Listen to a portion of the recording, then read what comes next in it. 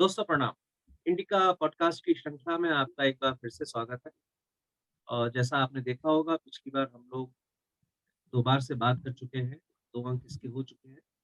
पहली बार आप डॉक्टर मोमिन जी से हम लोगों ने बातचीत की थी, उसके बाद लोकेश जी से बातचीत कर चुके हैं और आज उसी श्रृंखला में हम बात कर रहे हैं एक ऐसे लेखक से, जिनकी अभी फिलहाल पहली पुस्तक आई और ये आम पुस्तक ना होते हुए थोड़ी-सी हटकर है पुस्तक। और इस पुस्तक के बारे में हम सीधे उन्हीं लेखक से बात करते हैं। लेखक हैं भूपेंद्र भारतीय जी, जो इंडिका के साथ भी जुड़े हुए हैं और ये है उनकी पहली पुस्तक। आइए स्वागत करते हैं भूपेंद्र भारती जी का। भूपेंद्र जी नमस्कार। नमस्ते, नमस्ते जी। तो भूपेंद्र भारती जी, आप मुझे पहले ये बताइए कि आप जिस क्षेत्र में हैं और वो कहा जाता है कि वो तो उसमें समय मिलता नहीं है बहुत ज़्यादा, और जी। जहाँ तक मुझे मालूम है आप वकालत करते हैं। तो आप मुझे ये बताइए कि आपने इस किताब के बारे में कैसे सोचा? और उसके पहले आप हमको पुस्तक के दर्शन भी कराइए, क्योंकि अभी तो मैंने हाथ में ली नहीं है पुस्तक, मैं दूर बैठा हूँ। तो पुस्तक का नाम बताइए, पुस्तक के बारे में बताइए, फिर हम लोग आगे चलते हैं। पुस्तक का नाम है भैया जी के तेजस्वी पंखे। तो ये ये भैया जी क्या होते हैं? इससे शुरुआत कीजिए आप और फिर हमको किताब के बारे में। अ, भैया जी अ, एक कह सकते हैं कि एक टाइटल है, अ, जो हमारे इधर खास करके मालवा में जो सामान्यतः बड़े व्यक्ति होते हैं या जिनको एक पर्टिकुलर हम बॉस, गुरु या कुछ मानते हैं, जिनके नेतृत्व में काम करते हैं। खास करके ये राजनीति में जो जिनको सामान्य भाषा में हम चेले या भक्त कहते हैं या और भी, वहाँ पर भैया जी जो हैं, पंखे जो हैं उनके जो बड़े रहते हैं उनको भैया जी कहा जाता है। वो एक आदर्श सूचक भी है और व्यंग्य की भाषा में वो एक नायक भी हैं कि कलाकार, एक किरदार भी है। तो मालवा में जो सामान्यतः गुरु चेले वाला जो या ये कह सकते हैं कि बॉस और उसके नीचे जो हैं, तो बॉस को ये भैया जी कहते हैं। बहुत जगह भाई साहब कहते हैं, भैया कहते हैं, बड़े भाई साहब कहते हैं, भैया साहब कहते हैं, भाई साहब कहते हैं, तो वो हमारे इधर भैया कहते हैं। तो उसी से मैंने यहाँ से इसको भैया जी के तेजस्वी पंखे। अब पंखे जो है यहाँ भैया के चेले हैं या जो उनके लिए काम करने वाले हैं या जो हरदम उनके लिए हाजिर होने वाले हैं। अब काम कोई-सा भी हो सकता है, अच्छा भी हो सकता है वो और बुरा भी हो सकता है, कानूनी भी हो सकता है और गैर कानूनी भी। तो इस तरह से ये मैंने एक भैया जी के तेजस्वी पंखे शीर्षक रखा है। हमारी जो लोकतंत्र के तीनों स्तंभ है, वहाँ पर आप देखेंगे कि बहुत जगह एक किरदार जो है, भैया जो हैं वो पर्दे के पीछे से लेकर रहकर अपने पंखों को निर्देश देते हैं कि आप अलग-अलग कार्य करिए। तो वो जो पर्दे के पीछे भैया जी है, उनको बाहर लाने की कोशिश की गई है व्यंग्य के माध्यम से। यहाँ मेरा पहला व्यंग्य संग्रह है, जिसमें मैंने जो समाज में और अलग-अलग संस्थाएँ हैं, उनमें जो विसंगतियाँ हैं, विडंबनाएँ हैं, विकृतियाँ हैं, व्यंजना है, इन सब चीज़ों के माध्यम से मैंने ये व्यंग्य संग्रह लिखा है। ये पूरी तरह से इसमें व्यंग्य ही लिखे हैं आपने, और राजनीतिक व्यंग्य है, सामाजिक है या शिक्षा के ऊपर है, क्या है? अ, ये कह सकते हैं कि थोड़ा राजनीतिक व्यंग्य का प्रतिशत ज़्यादा है, लेकिन इसके साथ-साथ शिक्षा क्षेत्र, भ्रष्टाचार, जातिवाद, आरक्षण और बाबूशाही पर भी ये व्यंग्य है। उसी के साथ-साथ हमारे यहाँ या ये कह सकते हैं कि हिंदी साहित्य या साहित्यिक साहित्यिक संस्थाओं में जो मठाधीश बैठे हैं या उनके माध्यम से जो राजनीति करते हैं, साहित्य की राजनीति करते हैं, उनके ऊपर भी चोट की गई है, कटाक्ष किया गया है, व्यंग्य किया गया है। और इसको लिखने में कितना समय लगा? ये जितने भी व्यंग्य हैं मैंने करीब 4 साल में जो व्यंग्य लिखे हैं और ये इसमें सारे जो व्यंग्य हैं भारत की प्रतिष्ठित पत्रिकाओं में ये प्रकाशित हो चुके हैं और उसके बाद फिर मैंने इनका एक संग्रह निकाला। लेकिन जो पत्रिकाओं में ये प्रकाशित हुए हैं, वो वैसे के वैसे ये व्यंग नहीं है। इन्हें मैंने फिर से पढ़ा और उसमें एडिटिंग और ये कह सकते हैं कि उन्हें पुनर्लेखन किया, जिससे कि वो आगे चलकर प्रासंगिक रहे अगले 10, 20, 30 साल तक, कि हमारी भारतीय राजनीति या जो समाज है या लोकतांत्रिक व्यवस्था है, वहाँ पर ये जब भी इस तरह की विसंगतियाँ आए, तो हम पाठकों को इन चीज़ों का इन व्यंग के माध्यम से पता चले। तो इसमें आपको ये एडिट क्यों करना पड़ा वकील साहब? ये इसलिए इसलिए किया मैंने कि जो पत्र-पत्रिकाएँ रहते हैं, वो अधिकांश जो है वो तात्कालिक चीज़ों को ये विषय को ज़्यादा छापते हैं। तो और उसमें वो वही चीज़ देते हैं जो 1 महीना आगे-पीछे या हफ्ता तक ही रहता है। लेकिन चूँकि उसमें स्पेस भी कम रहता है, यहाँ किताब में जब मुझे लाना है, तो उसको किताब के लायक ये मैंने बनाने के लिए थोड़ा-सा उसमें एडिट भी किया है। कुछ चीज़ें ऐसी थी जो अब नहीं है या उसमें सुधार हो चुका है। पर कुछ विकृतियाँ ऐसी हैं जो निरंतर चलती आ रही है और मुझे लगता है कि उसमें सुधार तो हो रहा है, लेकिन अभी समय लगेगा। भ्रष्टाचार है, लाल-फीताशाही है या नेताओं का एक दल से दूसरे दल में जाना है या नेताओं का दिनों-दिन नैतिक पतन है या और भी संस्थाओं में नैतिक पतन है या लोकतंत्र में जो कमियाँ हैं, ये सारी चीज़ें जो ख़ास करके हमारे यहाँ आस-पास जो विसंगतियाँ हैं, वो सारी चीज़ें। फिर एक भाषा से संबंधित भी था कि कुछ इस तरह की भाषा रखी जाए कि ज़्यादा से ज़्यादा पाठकों को समझ में आए। वो एक सीमित क्षेत्र तक ना रहे भाषा, इस तरह से उसमें फिर सुधार किया गया। भूपेन जी, ये अभी तक आपके जो लेख हैं, व्यंग लेख हैं, ये अभी तक किन पत्रिकाओं में छप चुके हैं? ये सभी जो दैनिक अखबार हैं और जो वर्तमान राष्ट्रीय में अखबार है। मुझे जहाँ तक मैंने पढ़ा है कि राष्ट्रीय वो अखबार। ज़्यादा राष्ट्रीय संस्करणों में आपके लेख ज़्यादा छपते हैं। जी, दैनिक जागरण है, हरिभूमि है, दैनिक ट्रिब्यून पंजाब है, अमर उजाला है। दैनिक भास्कर में लेख 1-2 उसमें भी छपे हैं। उसके अलावा स्वदेश, सुबह सवेरा, नई दुनिया से मेरा विशेष लगाव रहा है। मैं उसका बहुत शुरुआती तौर पे पाठक रहा हूँ। मैंने लेखन ही नई दुनिया से शुरू किया है, जो खास करके मध्य प्रदेश और छत्तीसगढ़ में बहुत प्रसिद्ध अखबार है। आपको याद पड़ता है आपने जब पहली बार लिखा था तो आपने क्या लिखा था पहली बार? व्यंग ही मुझे लिखा या था या लिखी थी या नहीं, समीक्षा लिखी? मैंने सबसे पहले पत्र लिखा था और वो पत्र था जब मैं एक फ़िल्म देखकर आया था और वो जो मुझसे उसमें ये प्रेरणा मुझे मिली थी कि व्यक्ति को काबिल बनना चाहिए। तो कामयाबी उसके पीछे अपने आप आती है। वो थ्री इडियट फ़िल्म का एक डायलॉग था। तो उसी को मैंने एक प्रेरणादायी पत्र के माध्यम से नई दुनिया में संपादक के नाम पत्र लिखा था। और वो एक लंबा-चौड़ा पत्र छपा था, वहाँ से फिर मेरी लेखन की यात्रा निरंतर आगे बढ़ती गई। शुरुआत में मैं कविताएँ लिखता था, फिर बाद में व्यंग की ओर आया। और आपने जब वो पत्र लिखा था, दिमाग में आपके कहीं था इस तरह का कि आप आगे चल के अपनी एक पुस्तक छपवाने वाले हैं? नहीं, या उस आपके मन समय में ऐसा कभी ये था कि मैं मेरे मन में उस समय किताब लिखने का नहीं था, लेकिन ये मन में ज़रूर होता था कि संपादकीय पृष्ठ पर जो ये बड़े-बड़े लेखक आते हैं, क्या हम वहाँ तक पहुँच सकते हैं? यदि वहाँ आए, तो कुछ बात बने। ये था, यहाँ तक सोचा ज़रूर था। लेकिन ये सोचना कि नहीं मैं इसी के लिए कार्य करूँगा, मेहनत करूँगा, ये मैंने उस समय कोई ऐसा लक्ष्य नहीं बनाया था। और लेकिन आप ये वकालत कितने समय से 2015 कर के रहे हैं? बाद मैं वकालत 10 साल हो गए मुझे। जी, तो जहाँ तक मुझे ज्ञात है वकालत में तो खुद ड्राफ्टिंग करनी पड़ती है, तो लिखने का तो आपको बहुत अच्छा तजुर्बा रहा हो। हाँ, लिखते तो आप अच्छा हैं ही, बोलना तो आता ही आता है, तो बोलने को लिखने में कन्वर्ट करने में ज़्यादा तकलीफ होती नहीं।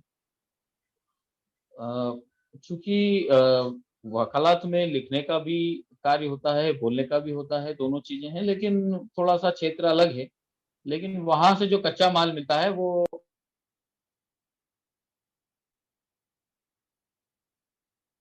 वो आप म्यूट पर हो गए। जी,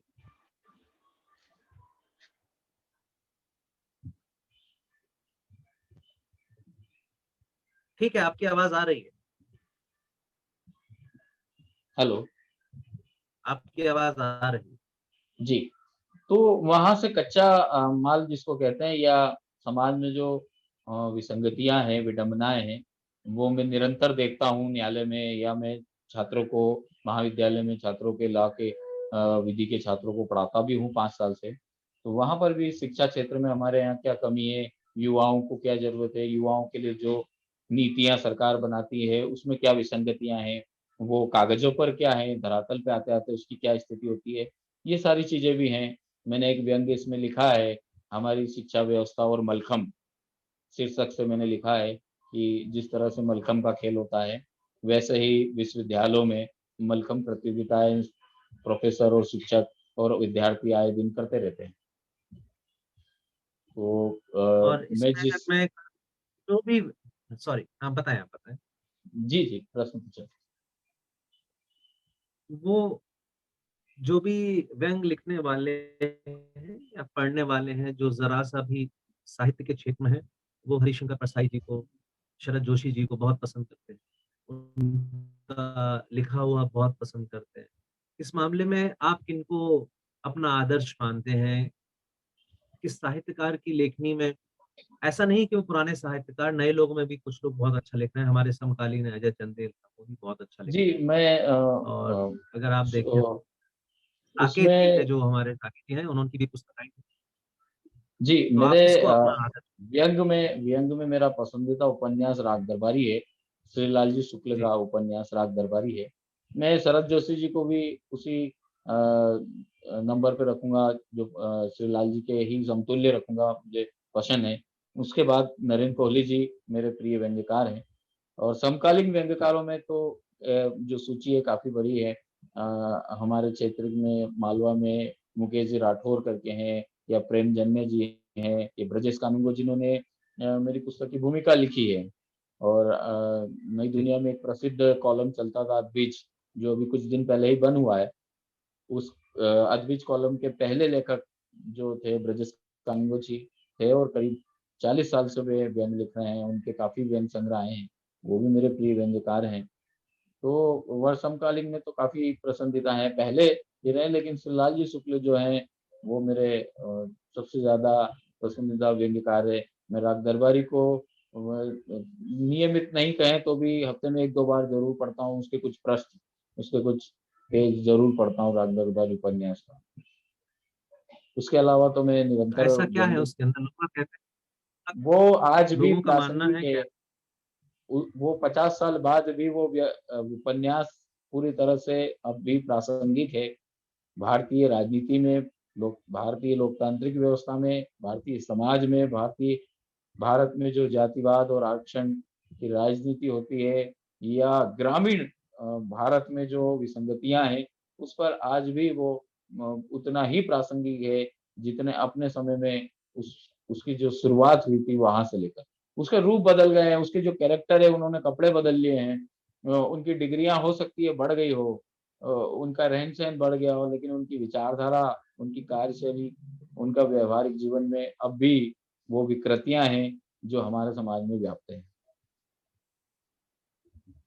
और व्यंग के अलावा आप और आगे चल के कुछ और लिखने का आपका मन है, या आप इसी विधा में आप रहना चाहेंगे? उम्मीद है मेरी जल्द ही मेरा कविता संग्रह आएगा, क्योंकि वो पहले कविता संग्रह ही आना था, पर वो किसी कारण नहीं बस आया, तो वो तैयार है।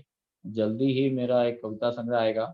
और उसके अलावा मेरी एक तीसरी किताब का भी मेरा पूरे मन योजना है, कि जो मैंने अभी तक इंडिका के लिए जो लिखे हैं आलेख, अलग-अलग जो संस्कृति, सभ्यता और धर्म और सनातन संस्कृति पर, उसका एक पूरा संग्रह संग्रह संकलन में आप लाने संकलन वाला हूँ। लेकर आएँगे। जी, जी। आप अपनी कोई प्रिय कविता सुना सकते हैं जो आने वाली हो, जो आपको याद हो या याद नहीं भी हो तो पढ़कर भी सुना सकते हैं? जी, मेरी मुझे कविताएँ याद नहीं रहती सामान्यतः। मैं जी, मैं पढ़ के सुना सकता हूँ, लेकिन अब चूँकि वो मोबाइल में है तो हम सारा डिस्टर्ब हो जाएगा। रहने देते हैं। आपने जी, जो इसमें व्यंग्य है मेरे ख्याल से 50 या 60 लेख लिखे हुए हैं सा आपने उसमें कुछ 60 व्यंग 60 है, 60 व्यंग। जी, 60 इसमें कोई ऐसा जो है जो कि आपने जैसे अभी आपने बताया कि आप जब पढ़ाते हैं, जब लॉ कॉलेज में पढ़ाते हैं और रोज़ आपका ऐसे लोगों से पाला भी पड़ता है कि आप एक तरह से वो बिल्कुल जीवित समाज में रह रहे हैं। कुछ एक लोग ऐसे होते हैं कि रहते तो हैं वो, बट वो बिल्कुल कटे हुए रहते हैं, समाज से कटे हुए रहते हैं। उनकी जॉब इस तरह की होती है, उनके कार्य क्षेत्र इस तरह का होता है कि वो असली समाज से कट जाते हैं। आप जी, बिल्कुल उसमें सदा रह रहे हैं। तो इसमें कुछ इस लेखों में कुछ ऐसे भी होंगे जो आपने खुद जिए होंगे, बिल्कुल आपने उनको अपनी आँखों से देखा होगा, आपने उसको फ़ील किया होगा और फिर आप उनको व्यंग में लेकर आए। मैं सही कह रहा हूँ क्या वो व्यंग है? इस जी, आप बिल्कुल सही कह रहे हैं। इसमें 95% व्यंग करीब-करीब ऐसे ही हैं जिनको मैंने जिया है, जो मेरे सामने घटनाएँ घटित हुई है या उन विसंगतियों को मैं आए दिन देखता हूँ।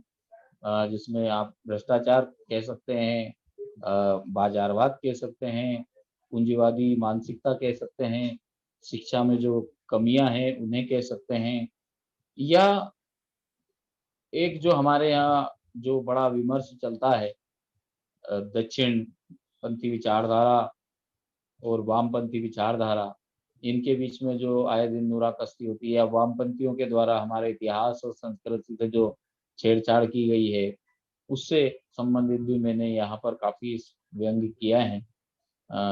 उसमें आप देखेंगे कि जो इनके शीर्षक से ही आप समझ जाएँगे, उनका बजट, हमारा जुगाड़, बड़े लोगों का लोगत्व। अब देखते हैं हम बड़े लोग जो होते हैं, वो कैसे चीज़ें बदलती है, कोई लहर। अब एक चीज़ इस व्यंग संग्रह में एक ये भी है, चूँकि ये जो 4 साल पिछले रहे हैं, इसमें हमने एक जो बड़ी जो पूरी दुनिया के सामने महामारी आई थी, उसको फेस किया था, कोरोना। तो कोरोना से संबंधित भी उस समय जो हमारे समाज में विकृतियाँ थी, कोरोना से संबंधित भी काफ़ी व्यंग्य हैं, और उस समय जो परिस्थितियाँ बनी थी, अ, वो सारे हैं। लेखक स्वतंत्र इतिहासकार है, एक जो हर समय कहा जाता है कि वे स्वतंत्र इतिहासकार है या स्वतंत्र लिखते हैं, तो उसपे मैंने व्यंग्य किया है। आपने प्रकाशकों के ऊपर भी कोई व्यंग किया है? प्रकाशकों के ऊपर इसमें व्यंग्य ज़रूर हैं, लेकिन चूँकि उससे संबंधित सीधे-सीधे कोई टाइटल नहीं है, लेकिन प्रकाशकों के संबंधित 1 या 2 व्यंग्य इसमें ज़रूर हैं, कि आजकल सब कुछ लेखक को ही करना पड़ता है। प्रकाशक जो हैं ज़्यादा मेहनत नहीं करते हैं, मैंने इसको बड़े बेबाकी से लिखा है। और यहाँ तक कि बहुत से प्रकाशकों ने, मैं जब उनसे मिला तो उन्होंने स्वयं भी स्वीकार किया है कि उन्हें जो स्वतंत्रता थी पहले, वो इतनी नहीं है। आजकल जितने पब्लिशिंग हाउस है या अखबार हैं, वो एक कंपनी बन चुके हैं, और ऐसी कंपनी जो हर समय प्रॉफ़िट ही देखना चाहती है। वह किसी व्यक्ति या लेखक की कला या उसकी जो मौलिकता है, उसमें कोई सुधार करना या उसको लोगों के सामने एज़ इट इज़ लाना नहीं चाहते हैं। उन्हें उनकी सुविधा के अनुसार ही चीज़ें प्रकाशित करना पड़ती है। तो ये सारी चीज़ें भी हैं इसमें। जातिवाद के ताल में प्रश्न के कंकर, ख़ास करके आपने जब ये जो जी, आपने ये जब पहले व्यंग लिखे हैं, तो उनका रिस्पॉन्स कैसा रहा था अखबार में? क्योंकि देखिए क्या है सोशल मीडिया पे तो मालूम पड़ जाता है कि लोगों को पसंद आ रहे हैं, नहीं आ रहे हैं। आप व्यूज़ देख सकते हैं, किताब लिखते हैं तो आपको मालूम पड़ जाता है कि किताब कितनी बिकी है। तो जब आपने ये सोशल मीडिया पर यानी कि अखबारों में लिखे होंगे, आपने डिजिटल में लिखे हैं और प्रिंट मीडिया दोनों में, तो कैसे समझ में आता है कि रिस्पॉन्स क्या है? आपको वहाँ से चिट्ठियाँ आती हैं या कैसे समझ में आता है कि लोगों को पसंद आया कि नहीं आया?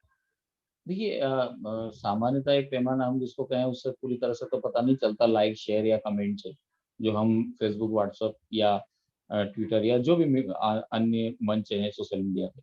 लेकिन जैसे कि मैं बहुत सारे व्यंग्य के जो समूह हैं, उनसे जुड़ा हूँ, तो वहाँ पे वरिष्ठ व्यंग्यकार हैं, वरिष्ठ लेखक हैं, जो उस पर बताते हैं, निष्पक्ष तौर पर आलोचनात्मक टिप्पणियाँ भी होती है कि कहाँ पर आपने भाषा की गलतियाँ की है, कहाँ जिस विषय को लेकर आप शुरू हुए थे लिखना, वहाँ कमी हुई है, या फिर किसी अ, अन्य अ, ग्रुप में या लोगों के बीच में बहुत सारे पाठक ऐसे रहते हैं जो 1-1 महीना बाद या 2-2 महीने बाद मिलते हैं, तो कहते हैं कि आपने वो व्यंग्य लिखा था, मैंने पढ़ा था या सोशल मीडिया पे पढ़ा था, चूँकि निजी कारणों से मैं कमेंट नहीं कर पाया, पर मैंने पढ़ा और मुझे बहुत अच्छा लगा। आपने विषय को बहुत अच्छे से उठाया और सारी चीज़ें अच्छी सी लगी, आप ऐसे ही लिखते रहिए। तो ये चीज़ें जब ये कमेंट इस तरह की प्रतिक्रियाएँ आती हैं तो बड़ा अच्छा लगता है, ऊर्जा मिलती है। तो यहाँ से अच्छा पता इसमें चलता है भूपेंद्र, इसमें एक बात और अच्छी है। देखो अभी आपने जैसे ये बताया कि कुछ ग्रुप हैं या फ़ेसबुक के ग्रुप हैं या व्हाट्सएप ग्रुप हैं, जहाँ पर भी आप अपनी रचना को शेयर करते हैं, तो आपको रिस्पॉन्स मिलता है। रिस्पॉन्स एक तो हमारे पाठक होते हैं, वो देते हैं अच्छा लगा या नहीं लगा। और ज़्यादातर लोग-बाग ये कहने में हिचक जाते हैं कि मज़ा नहीं आया। आज की तारीख में रिस्पॉन्स ज़्यादातर वाह-वाह होता है, हा-हा होता है या टिक लगा देते हैं कि पढ़ लिया। बट इसमें एक अच्छी बात ये भी निकल कर आती है, जैसे आपने कहा कि कुछ वरिष्ठ व्यंग्यकार हैं अगर और वहीं के वहीं अगर आपको वो सुझाव दे रहे हैं, तो ये सोशल मीडिया की एक बहुत बड़ी जीत मानना चाहिए। क्योंकि इसके पहले क्या होता था कि आप अपनी रचना लिख तो लेते हैं या तो संपादक के पास पहुँचेंगे, वहाँ पे पड़ी रहेगी। बट अगर आप चाहें कि आप 10 साहित्यकार लोगों को भेजें और वहाँ वो लिखकर आपको दोबारा से बताएँ, चिट्ठी लिखें, वो पहले मुमकिन नहीं था। तो ये सोशल मीडिया की एक बहुत बड़ी ताकत उभर कर आई है। शायद यही एक कारण है कि लोग अब लिखने में हिचकिचाते नहीं हैं और जी, उनका जो विकास है, लिखने की जो उनकी क्षमता है, जो शुरुआत जिस तरह से वो लिखते थे और वो आज जो लिख रहे हैं, उसमें बहुत जल्दी बदलाव आता है। पहले अगर वो गलती करते थे, तो गलती को समझने में ही उनको समय लग जाता था। आज की तारीख में तुरंत तान महाकल्याण वाला हिसाब है कि आपने जहाँ गलती लिखी, आपने वर्तनी की भी गलती लिखी, तो सामने बैठे हैं, वो आपको टोक देंगे और हमेशा जी। गलती से टोकने वाले नहीं होते हैं। वो केवल आपको चंद्रबिंदु के ऊपर आपको मज़ाक नहीं मिलेगा, जैसा कि वो एक हमारी माननीय हाँ, नेताएँ हैं, वो जो करती हैं, हमेशा वो वर्तनी की गलतियाँ बताती रहती हैं। उनका कुछ और ही कारण रहता है। बट यहाँ पे कहीं-कहीं बहुत पॉज़िटिव फीडबैक मिलते हैं। जी। आपको लगता है कि आज से 4 साल पहले आपने जो लिखना शुरू किया था, आपने व्यंग्य जो पहला व्यंग्य था और आपने जो आखिरी व्यंग्य लिखा होगा, उसमें कुछ बदलाव आया है? आपको स्वयं महसूस होता है? मैं इस बात को मानता हूँ कि जो मैंने पहला व्यंग्य लिखा था और वहाँ से जो मेरी यात्रा शुरू हुई थी व्यंग्य लिखने की और आज जो मैं व्यंग्य लिख रहा हूँ उसमें मैं अपनी तारीफ़ तो स्वयं नहीं कर सकता लेकिन काफ़ी सुधार हुआ है।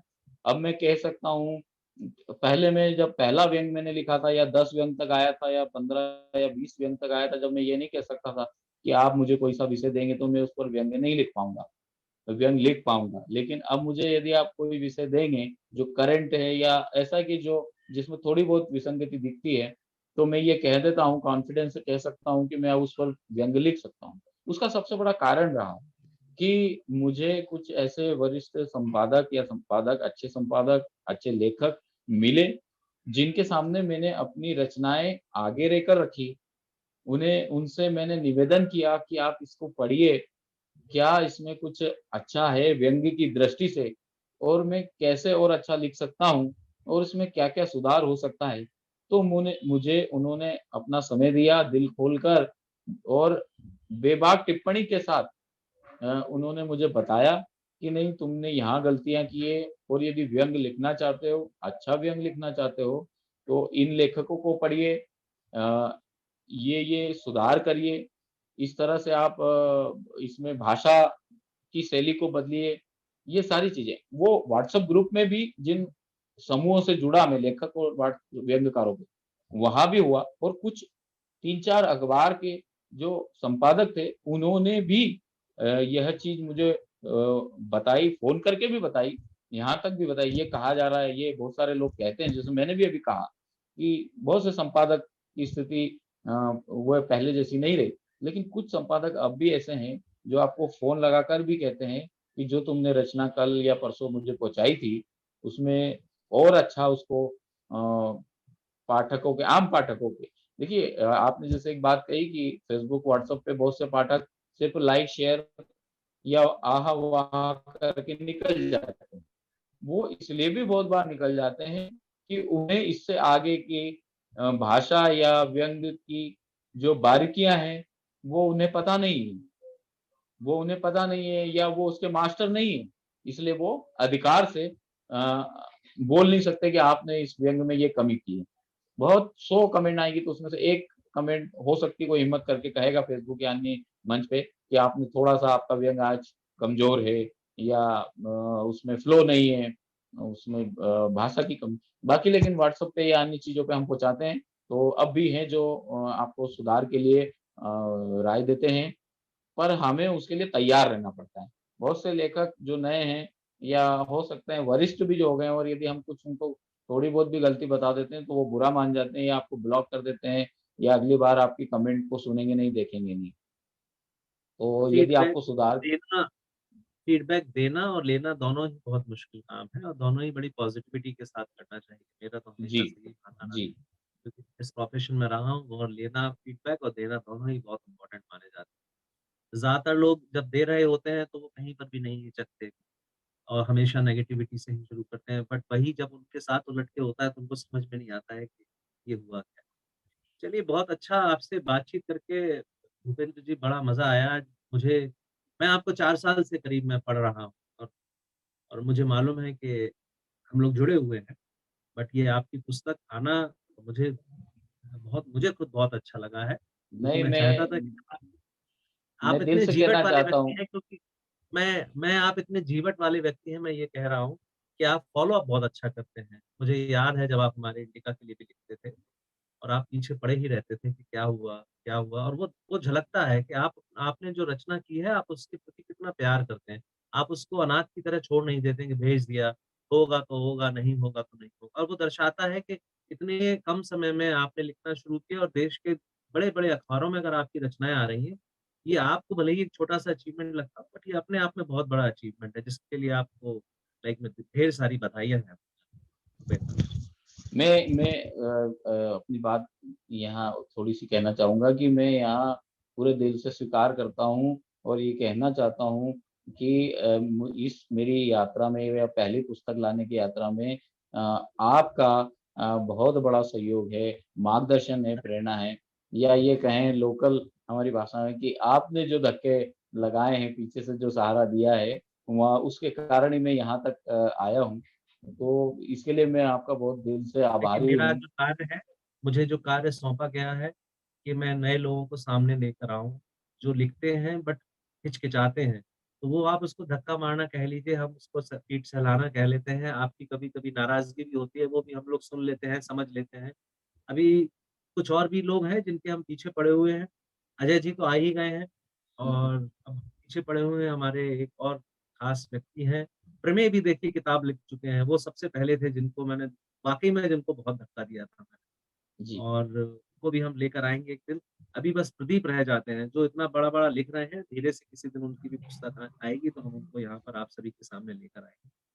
भूपेन जी कुछ और अपनी किताब के बारे में आप कहना चाहेंगे ऐसा जो मैंने आपसे ना पूछा हो और आप कुछ कहना चाह रहे हो? फिर हम उसके बाद इस सवाल का जी, मैं एक अंतिम बात कहकर अपनी बातचीत को विराम देना चाहूँगा कि जो ये मैंने किताब लिखी है भैया जी के तेजस्वी पंखे, यह आप जब ब्रजेश कानूनगो जी की भूमिका पढ़ेंगे, तो वहाँ भूमिका से तो बहुत कुछ चीज़ें समझ में आएगी, लेकिन उसके साथ बहुत सी चीज़ें छूट सकती है। मैं ये नहीं कहता कि पूरी किताब जब आप पढ़ लेंगे, जब आपको सारी बात समझ में आएगी, वह कहना भी थोड़ा-थोड़ा नाइंसाफ़ी रहेगी। लेकिन मैं ख़ास करके नए पाठकों, युवा पाठकों से या जो ये कहते हैं कि हम क्या पढ़ें? तो मैं उन्हें ये कहता हूँ कि आप एक बार भैया जी के तेजस्वी पंखे ज़रूर पढ़ें। वो इसलिए पढ़ें कि आज जो वर्तमान में हमारे यहाँ जो हमारी व्यवस्था है, सामाजिक, राजनीतिक, जातिवादी व्यवस्था या जो भी भारतीय अ, भारत में जो आज शहरीकरण और ग्रामीणीकरण या गाँव और शहरों में एक जो द्वंद चल रहा है कि बेस्ट क्या है? अच्छा क्या है? किधर जाएँ? सबसे बड़ी बात, हाईवेज़ पे चलें या नीचे जाएँ पगडंडी पे या मल्टीनेशनल कंपनीज़ में जाएँ कि सरकारी नौकरी में आकर कार्य करें। कौन-सी जगह है जहाँ पर विसंगति नहीं है या अच्छा कहाँ है? तो जब आप व्यंग्य पढ़ेंगे या मेरे लेख पढ़ेंगे तो यहाँ आपको समझ में आएगा कि युवाओं के लिए कौन-सा रास्ता सही है? क्या चीज़ें हैं जिसके कारण देश का विकास रुका रुका हुआ है या धीरे हो रहा है? वो सारी चीज़ें बहुत बार हमें दिखता नहीं है, बहुत सी दृष्टियाँ हमें नहीं रहती है कि जिसके कारण हमारे आस-पास क्या घटित हो रहा है वो हमें नहीं दिखता। उसको मैंने एक सरल भाषा में, पठनीय भाषा में, जो साहित्य से जिनका ज़्यादा सरोकार नहीं है, उन लोगों के लिए ये सरल भाषा में मैंने व्यंग्य का कलेक्शन जो है, ये किताब में लाया हूँ और युवाओं को विशेष तौर पे निवेदन है कि वो इसको ज़रूर पढ़ें। वरिष्ठ साहित्यकार या जो साहित्य की कितने नियमित पढ़ते हैं, वे तो पढ़ेंगे ही सही, उन्हें तो उनके हाथ में तो जैसे-तैसे करके कहीं से पहुँचेगी। बहुत से लोग पढ़ चुके हैं, अखबारों में जब छपे थे, लेकिन किताब में जो है वो थोड़ा-सा उसके साथ और बढ़ाकर लिखा गया है। तो युवाओं से मैं विशेष तौर पर निवेदन करता हूँ कि वे इस मेरा किताब को भी ज लोगों से उसी तरह से जिस तरह से भूपेंद्र जी कह रहे हैं, मेरा भी लोगों से निवेदन है क्योंकि आजकल इस शैली में लिखने वाले कम लोग हैं। ज़्यादातर किस्से, कहानी, कविताएँ ही लिखने लगे हैं।